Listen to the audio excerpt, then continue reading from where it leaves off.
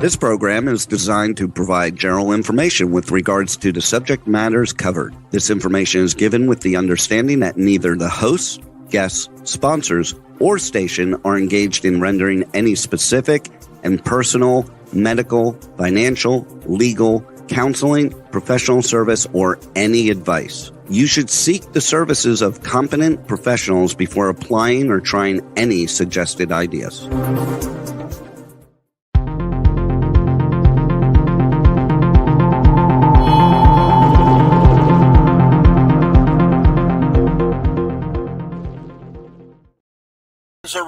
Solution Revolution, the show that's been resurrected from the ashes of the phoenix.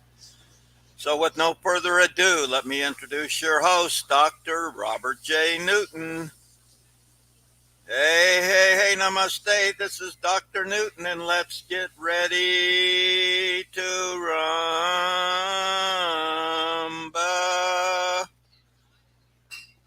All right, welcome to Solution Revolution, and I think I should start this out day after day, alone on a hill.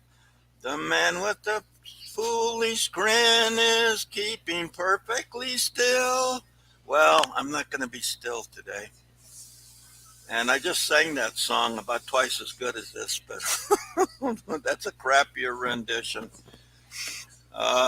Yeah, there's a little thing going on in my throat today. So we're going to dig deeper into my book, The Immortality Prophecy. And I must admit, and I'm kind of addicted to honesty, that I was actually learning stuff from my own book, and I got a big dent in my ass from kicking myself because I haven't been going in and studying my own book. My books, I put myself in a state where the information comes through, it's channeled through from higher sources than myself. I've been dealing with these higher forces since the year 5 years old, since the time when I was 5 years old in 1951, but I will be brutally honest with you and tell you I didn't have any idea what the hell was going on. I was also surrounded by all these ghosts and these departed spirits. So when people talk about going and finding ghosts, I go, whoop-de-frickin' do. I've been doing this like foreversville. So but in fact, the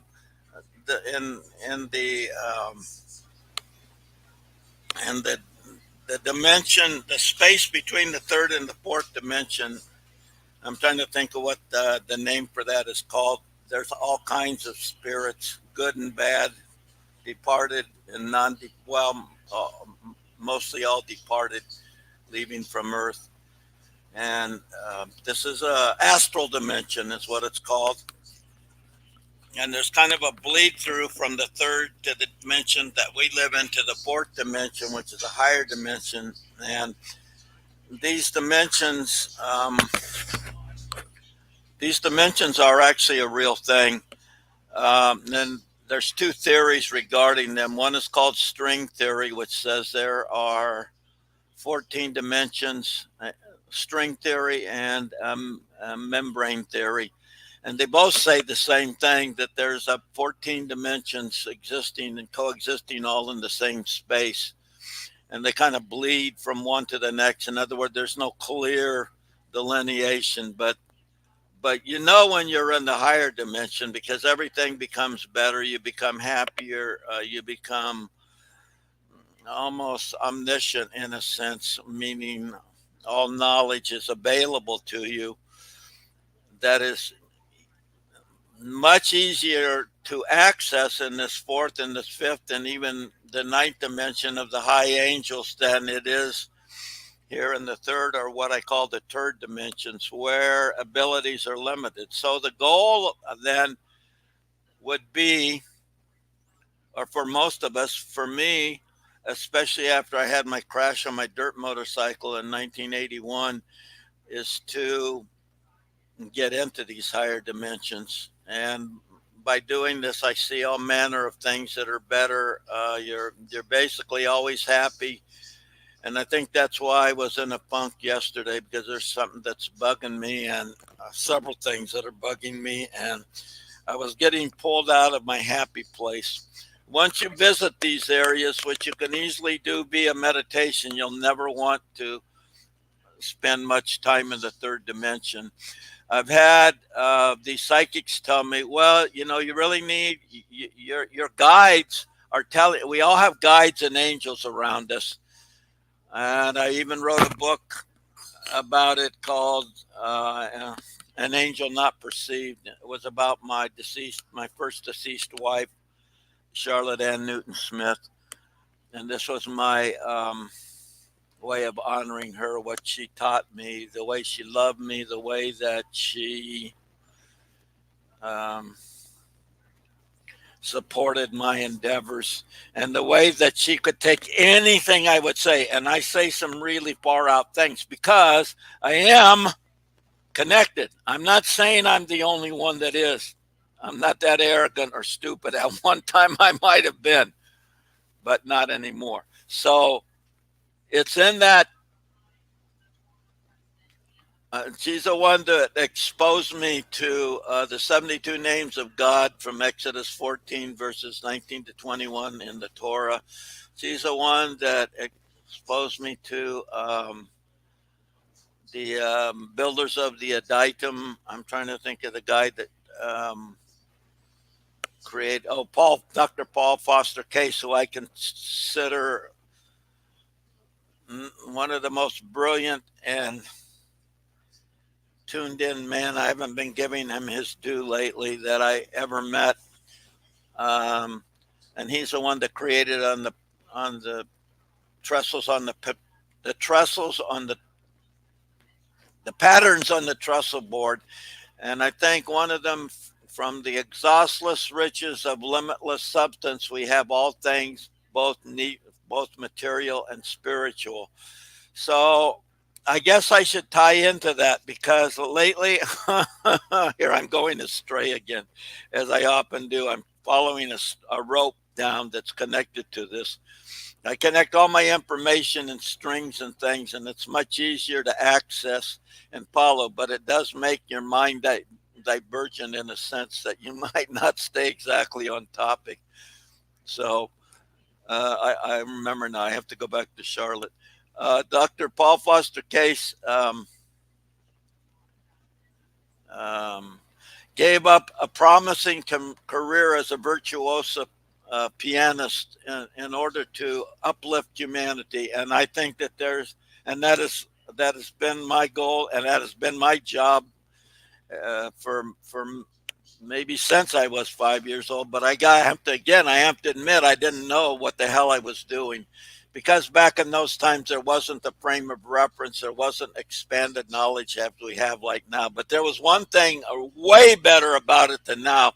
There weren't a bunch of assholes trying to voice their green build back better, which is progressivism, which is socialism, which is communism, on the people, because people united in mass against the enslavement of communism that puts things out there, and it says, oh yeah, oh, everyone will be equal. Oh, what, name one place where it's happened. It sure the hell hasn't happened in Cuba. My wife has relatives here that are living with us that would tell you otherwise. Okay, and the Soviet Union completely imploded upon itself because why? There were too many people getting benefits and not enough people working to pay for it. There is no such thing as something free. There is no free lunch. In the end, some Schwarza has to pay for it.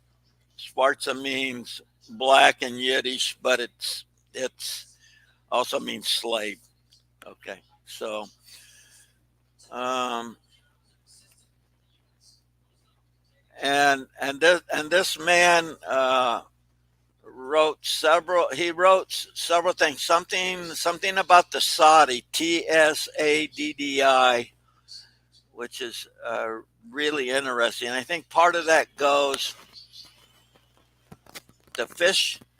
The fish thinks that he is free until he is caught on the line of the fisherman. Okay, so we're kind of like, that's interesting. I don't even know exactly where the hell I'm going, but I'm going to go there anyway, because I'm the fool on the hill, so I can do whatever I want. And by the way, the fool in the tarot is he who treads fearlessly where others dare to go, and that has been my entire life. I've done some physically dangerous things that were quite insane, but I'm still here to talk about it, although I've had some really bad accidents. And then I've also beaten down the doors of spiritual and scientific knowledge in an unending quest to know more and more. And I put that in my books. And we're going to be talking about the immortality prophecy today. So it's interesting how I was watching on Fox Business News Barney, who's this really he's a wise elder like me, and he knows things financial, and he has a good perspective of things. And he did something on his show about how only if you have $75,000 in income, only 20% of the people could even qualify to buy that house. Okay, so that's an example of your Build Back Better from the 46th president. That's more full of it than a sewage treatment plant. In fact, I would say I would contend, I would say with great confidence that actually that sewage treatment plant smells better than the crap that comes out of that president's mouth. And he's been pathetic his whole entire life. His whole entire life, I'm positive that he couldn't have taken and passed the bar exam by himself, because I took it. I took the damn bar exam, and it's the hardest thing I ever did in my life. I wasn't nearly as good of a writer then as I am now. You have to write many essays and things, and would have been a lot easier for me now, but it's incredibly hard. You have all these other people that I doubt that ever took their own bar exam and everything. And just look how inept this person is. He makes bombastic claims, and he's a nonstop pathological, sociopathical logic lying machine. So I don't know. You need to flee from him. You need to resist him, because he has been compromised. He has sold himself out to China, Russia, and Ukraine. Anyone else, any place where this on the border, on the southern border, where all these things are coming and all this stuff is coming through, all these crimes are occurring, including drug running and human smuggling and sex trafficking, including, and the most vile of all, pedophilia, young children. Jeez Louise. I wouldn't want this guy's karma. It'll take him a trillion lifetimes to work it off. What a stupid fork. All right. I'm not supposed to say bad things against him via one of my teachers, Jonas Algohar, who's an exalted Sufi. So let's be nice. All right. Let's get ready to rumble and stumble and bumble, but not stumble and bumble into my book, The Immortality Prophecy. There it is. Thank you, Rebel. All right. Last week, we got about 5 pages into there. And it starts out the chapter, we have all been taught as food is a must. If we do not eat, we will turn to dust. Yet when we look at the food, what the food itself really is, it is essentially energy that gives us the fizz. We know that food supplies us with power, but what about prana? Is it too an energy shower? Breatharian practitioner learns not to cower. If there be no food, they be not disempowered. All right, so what we talked about last week, and by the way, this isn't going to come through too good, but this is a picture of Babaji Nagaraj, who actually went into a state of physical immortality in 219 AD. He was born in 204 AD. He is revered by us in the Kriya Kundalini yoga lineage, especially by me. My deceased wife, Charlotte Ann Newton Smith, actually invoked him into our house. I saw at least 2 times that he was so that she was so devoted to him. This isn't like a cult. It's like yoga is union with God. It's learning how to align ourselves with the Creator God, and so everyone should want to do that. Or at least if you don't want to do that, you would be a hell of a lot better off if you did. So I teach that. I'm trying to get this website cleaned up. I teach a weekend workshops in this at www.positivelifewithyoga.com. Okay, so so I've been down into this since 1993. I was initiated into these protocols that I teach, including a very extended breath called pranayama that puts you in this higher brain wave or the higher dimension, which is associated with the higher brain waves, which I just referred to previously. So let's so we talked about how the studies, 2 different studies. One was, I remember, by Durnan and his associates, that showed that 23% of the energy that comes into a body, at least 23, is from non-food or non-caloric sources, or caloric phosphorylation, which is the process of digesting and assimilating caloric energy. And we also talked about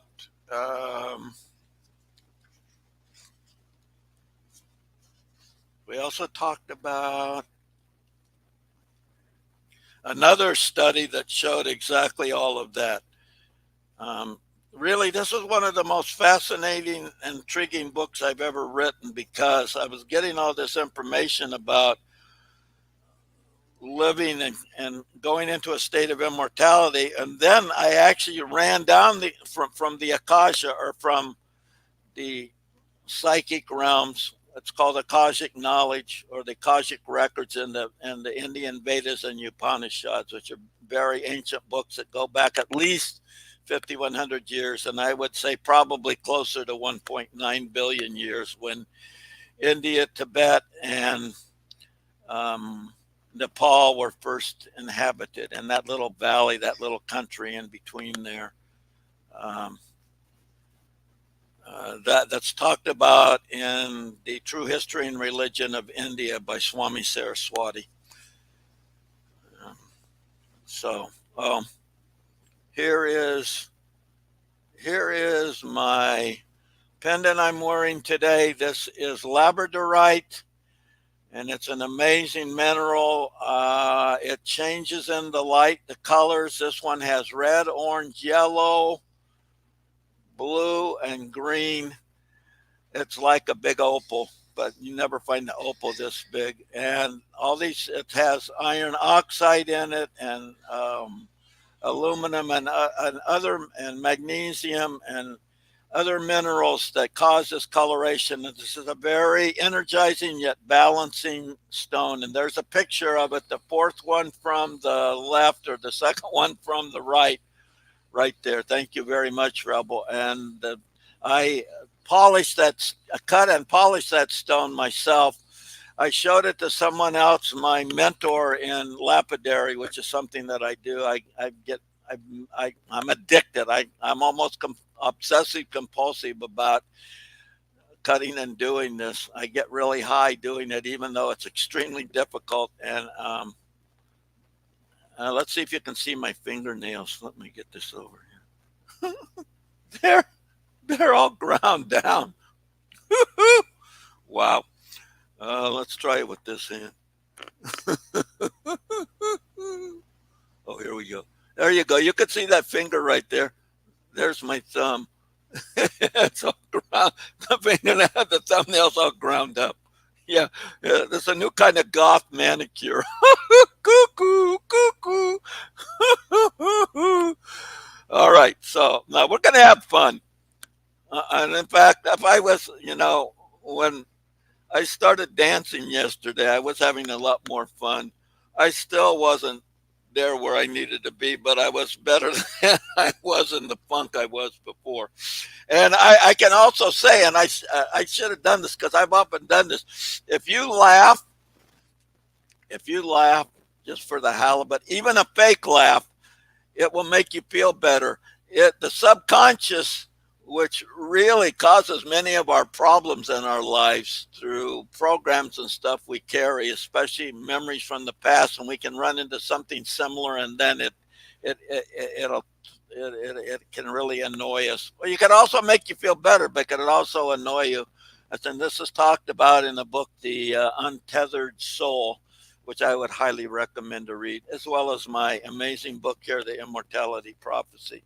I am a two-time international best-selling author, and my book, Beyond the Mist of Time, When Trees Ruled the Earth, was number 4 bestseller in science fiction on Amazon. I think 2015 or something around there. I think that was my fourth or fifth book.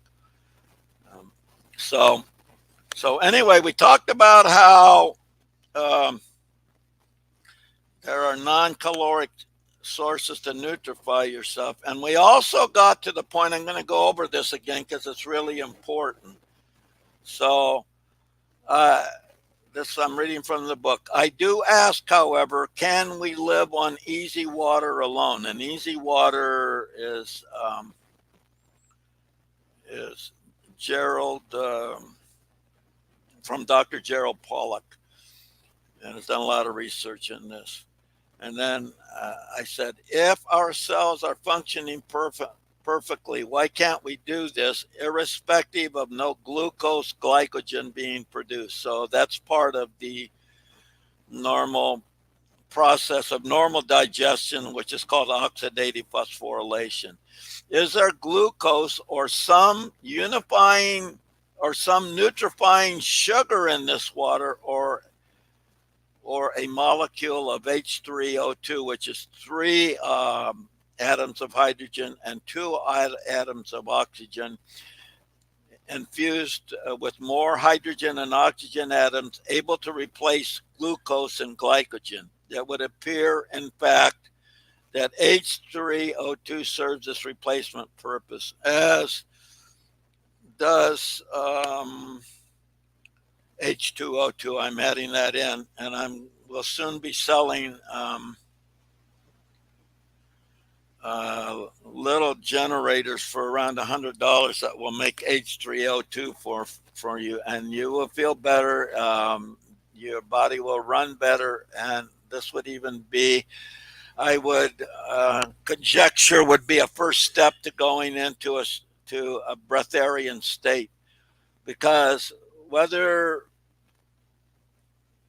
you like it or whether I like it or not, right now the powers that be on this planet are trying to get rid of a lot of us.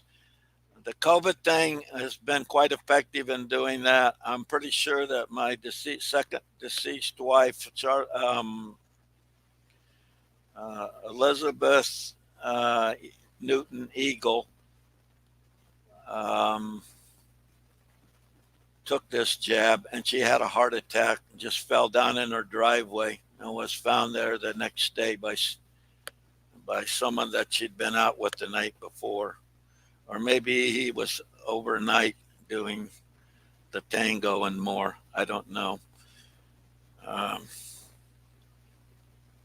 so you find this H3O2 naturally from fast moving streams, glaciers, deep water wells, and also the source of a river, which I went to the source of the Sacramento River when I was in Mount Shasta a few years ago, and took some of that water, as other people were doing, because people found out that this water is powerful, and equally healing as that plant, that water over in France. I think it's called Lourdes, Lourdes.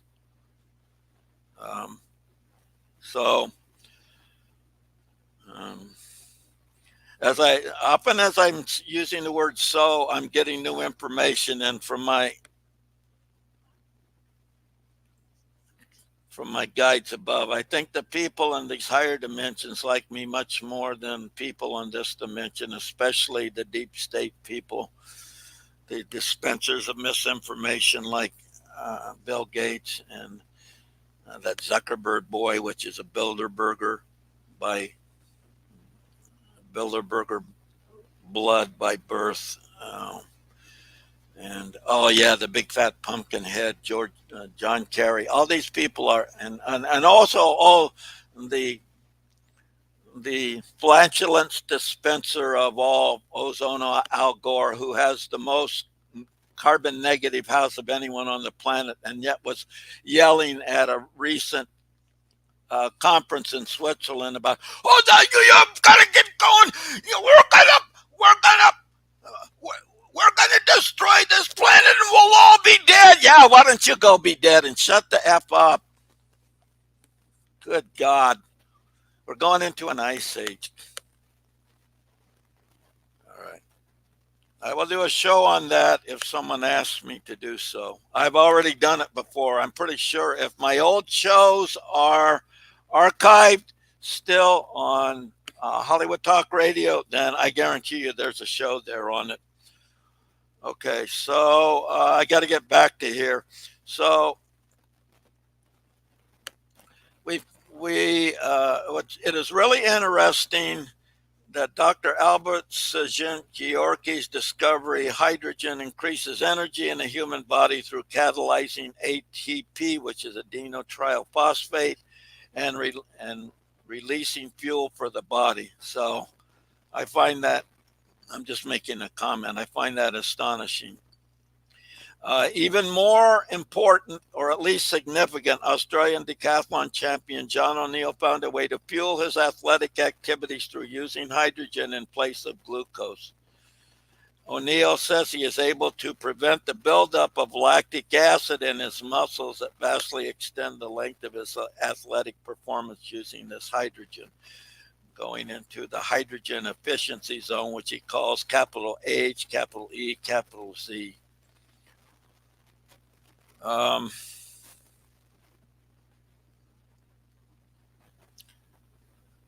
And actually, you can get pills, I think, from Dancing with Water, that if you put it in regular water, it'll make H2O2. So you're better off. This water is more viscous, which means it flows better. And also what I talked about, the streams, the deep wells, the things like that. It has those same properties, okay, and the same regeneration properties as well. So,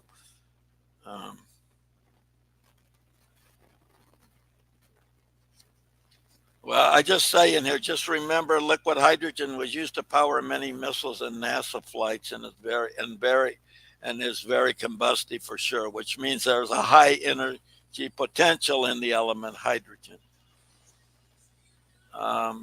Let's address what has an excess of hydrogen in molecular form. Could it be H3O2? Could it be H3O2? Indeed it is, and the extra atom and oxygen enables the combustion of the hydrogen. Is this just a coincidence? I would stand affirm that coincidences really are not part of an intelligently divine universe we have already documented. I talked about earlier in the book in a chapter, and intelligence and design are manifested in the 9 geometric forms of creation. And this is found in Valery P. Kondratov's The Geometry of a Uniform Field. Further, it could be intuited there is a direct connection between H3O2 and the intelligent cosmic vibration we discussed earlier. So the intelligent cosmic vibration This talked about by Lord Krishna in the Bhagavad Gita and also the Mahabharata. And the Bhagavad Gita is part of the Mahabharata. And so on page 369 of the Paramahansa Yogananda translation of the Bhagavad Gita, it talks about the intelligent cosmic vibration, which is yagna, which is fire, which is cleansing, and also is part of the process of the phoenix, where it goes through, where it is incinerated and then regenerates itself from its ashes.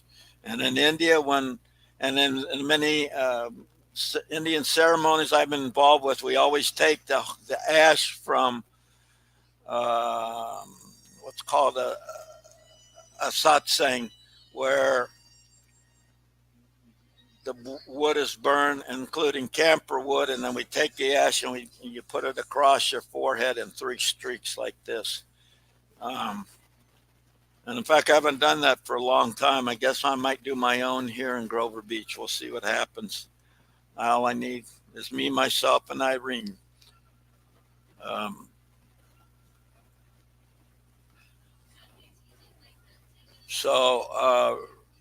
And then it's also comprised of agna, which is light, and light and fire are almost covalent properties. And then the sound om, om slash aum, om, which is more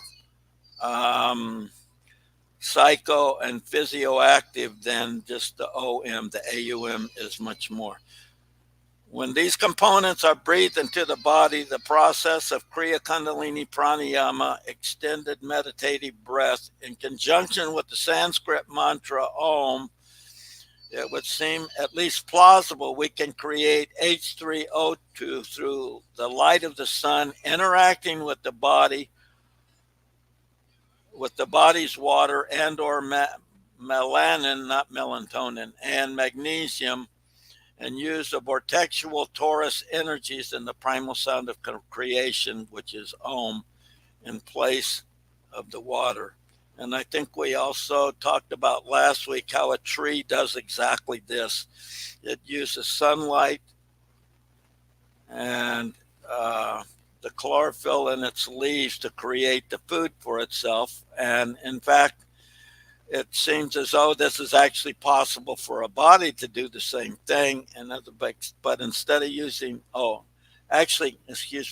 tree and the sunlight and the iron that the tree takes up in its roots creates a chlorophyll, which neutralizes the tree.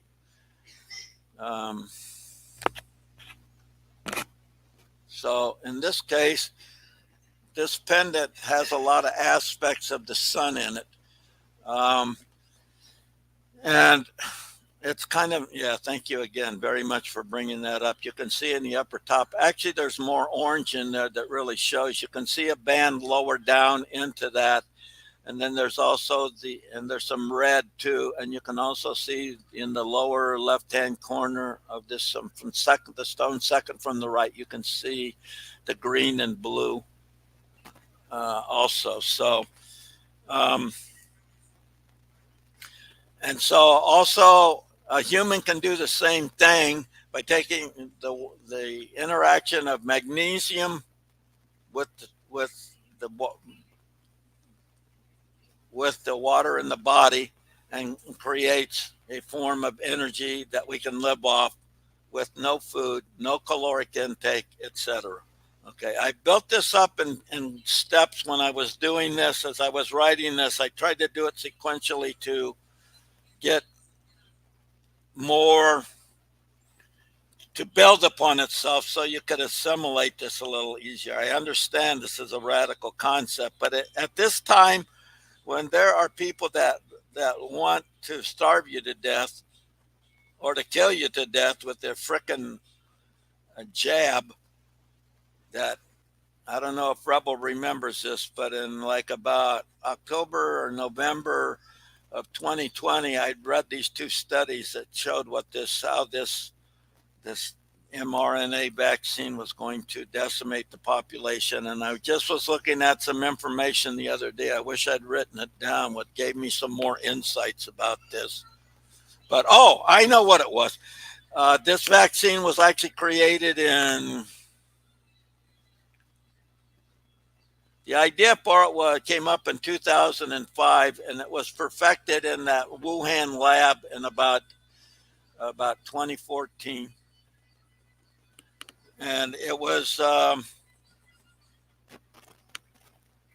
and Dr. Fauci was involved in this. He's one of the people that co-patented it, and then he felt he was, but I don't know who's full of it, more full of it, uh, Joe or the 46th president or um, Dr. Fauci.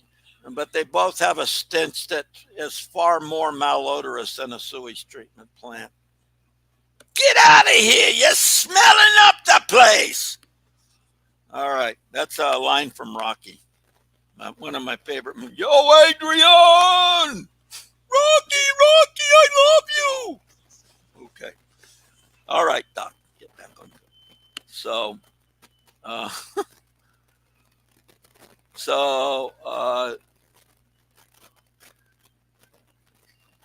I'm trying to find my place. These three qualities of the intelligent cosmic vibration create the electromagnetic energy that could power a machine as well as a body, especially when there is interaction with water and melanin, as previously discussed.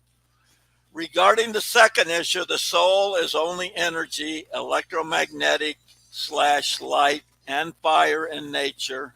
So Yagna and Agna, without a soul, no body can or will remain animated. This is an interesting dichotomy. While the soul does not need the body absolutely needs the prana of the soul to continue as a viable entity. This was discussed earlier in an earlier chapter, but I return to it again, considering the soul that is always being referred to is this pure prana, chi, light, fire, electromagnetic energy. I will even add life force. Maybe it is easier to bridge the gap to applying this so that the physical body, to bridge the gap to applying this to the so-called physical body. What is really being conveyed is the intelligent cosmic vibration so frequently mentioned is a source that could power the soul so it can power the body. I am leading you to a radical departure from the known and what is considered. Am I leading you from the radical departure, what is known and what is considered valid? Indeed, I am, yet nevertheless, this vibration is important to seriously consider, since it shows another plausible way the body can be powered without food. This has not been scientifically proven through controlled tests, yet from observation, we know that the auras exist around only alive and thriving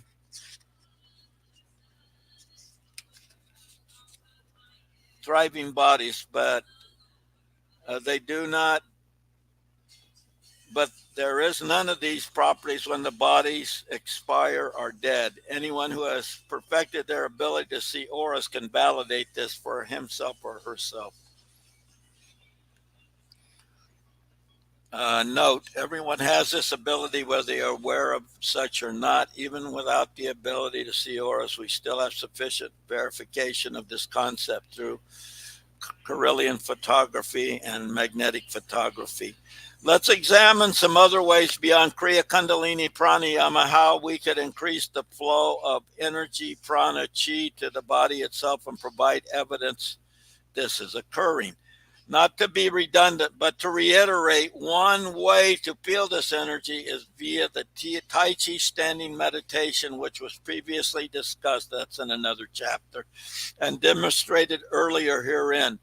It is easy to feel this soul energy, prana, chi being magnified in the hands and the face as heat and a tingling sensation. That's through doing the Tai Chi standing meditation. This noticeable transference of energy as heat and tingling naturally happens when the standing meditation is performed. And by the way, I will add that this is done in a completely relaxed posture. I may try to show you how this works. My feet are spread apart, which you can't see, and I'm allowing my hands to float up like this. And then when I turn my hands like this, all of a sudden I'm feeling a tingling in them. As I push my hands in like this, I feel more tingling. I feel heat. And when I go like this, I'm not using any muscle power. This is all from chi, prana. Okay. And you can, I teach this in the workshop and I show you in the book, but it's the Immortality Prophecy, but it's better to do it. Okay. So, abracadabra. Who knows what the word abracadabra means?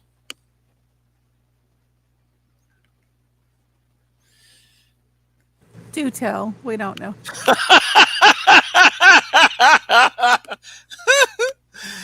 Okay, I shall. I shall. It means I am manifesting. Manifest something. This is why magicians use this word. It's been known for a long time. Abracadabra. I'm manifesting the best engineer in the cosmos, Rebel Meddler. Oh my God, he's here already. Amazing. He's here. So we have a question about how does one manifest things and how do you know if you get it? Okay, well, there was actually I wrote an article. One of my chapters in the book, Revolutionary Leaders, I directly go into that in great detail.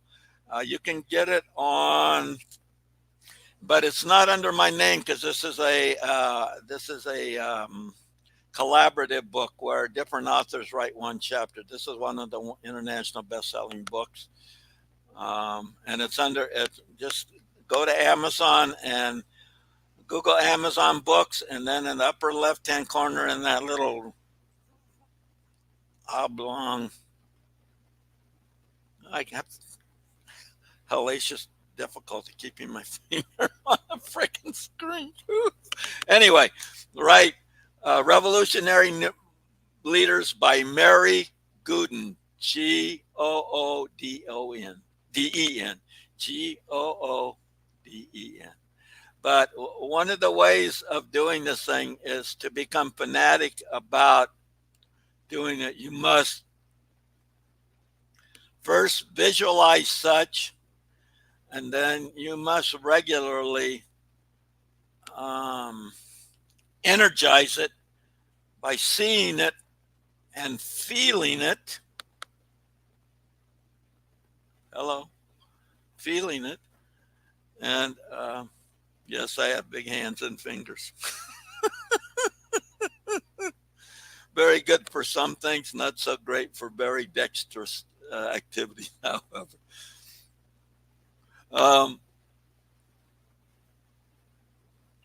And just keep doing it and see it in the here and now. Don't say, oh, I want this to happen in the future. No, and write it down. Write it down. I want to manifest this today in the here and now. Okay, because if you put it into the future, the subconscious mind will oblige you and keep pushing it into the future. So I hope that helps, but I would definitely have you read my chapter in there. I think it's chapter, in fact, I'm sure it's chapter 7 of Revolutionary Leaders. I was You have a asked. question. How long does it take to manifest things? It depends on the intensity and the frequency of the energy that does it. There's no set time. In a sense, it's already happened. So what we're basically doing is getting the blocks of the subconscious mind. So the subconscious mind has all this programming of lack. What were you taught? What have you been taught so many times? There's two things that are inevitable, death and taxes. And I say bullshit. It's neither of those are true. There's a way to get around taxes and there's a way to get around death. Well, anyway, what the point is you're being programmed to be limited. This allows us to be controlled. And this has been going on even before when the Anunnaki were here 450,000 years ago and were using us as their slaves or their Schwarzes to do their gold mining and other stuff that they didn't want to do. This is covered in Zachariah Sitchin's book, and I think there's another book. Oh, it's in my truck right now. Is it Michael Tellinger's recent book? I think it's called Slaves of the Gods or something like that. Any other questions? Not at this moment, but we have about 5 minutes left. Yeah, I know we do. And once again, here I am to run, Forrest, run.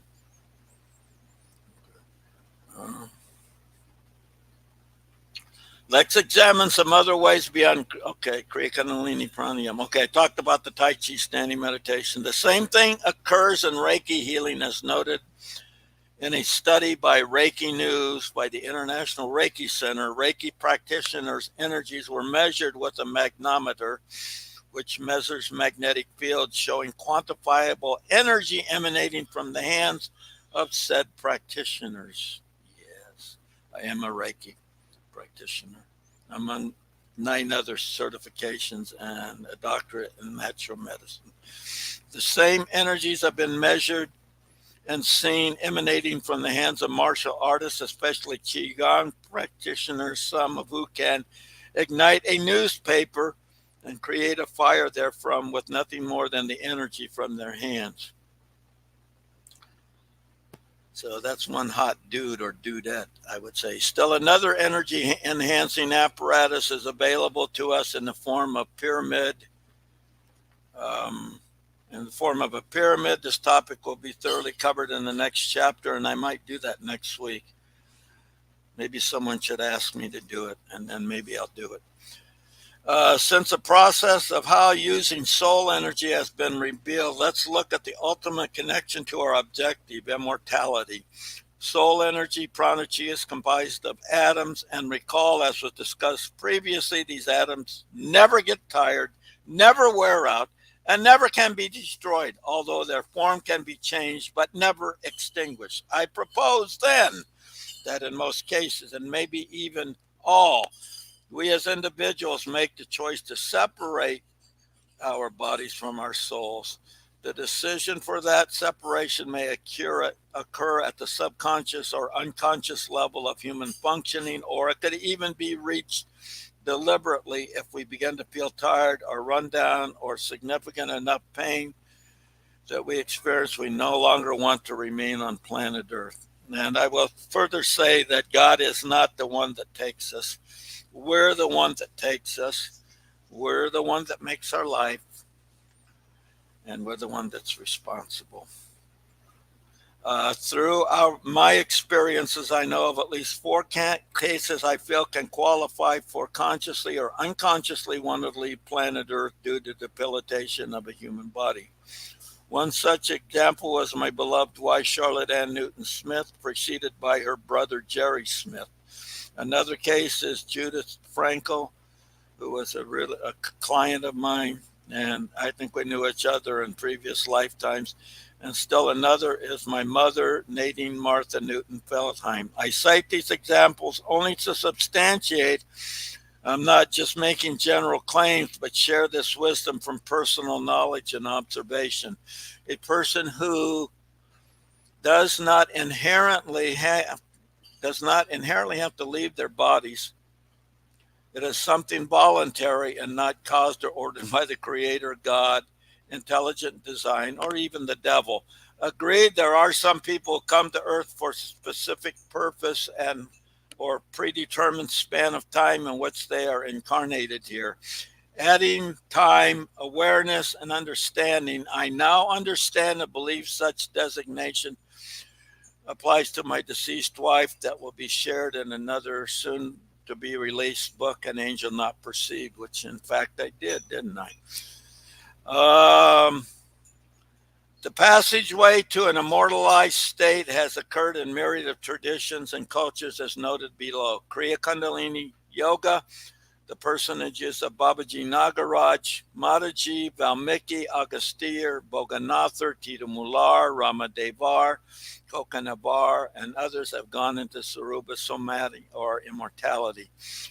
In the Hindu tradition, Krishna, Rama, Sachi Sai Baba, Sri Aurobindo, and Noga Baba are other peoples that have gone into this immortality. In Egypt, Thoth, Osiris, and Horus. In Palestine or Israel, Jesus, Yeshua, Enoch, and Elijah. And I would now add Mary Magdala or Mary Magdalene. And I have a book about that I need to send to my editor. It's basically done if I finish up my bio about myself. In Greece, Hermes Trismegistus. In Central America, Quetzalcoatl. In the Middle Ages, Saint Germain. Early England, Merlin. Okay.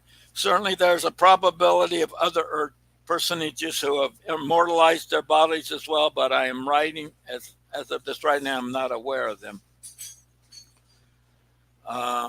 So anyway, so that pretty much covers that chapter, and we are out of time. So thanks for listening. Please spread the word on this, because only by this being dispensed far and wide will I continue to do this, because I consider my time very valuable. Have a great time. Om Bhurbuva Suvaha Tat Saviturvarenyam Bhargo Devasaya Dhimahi Dio Yona Prachodiyat. Go out and thrive.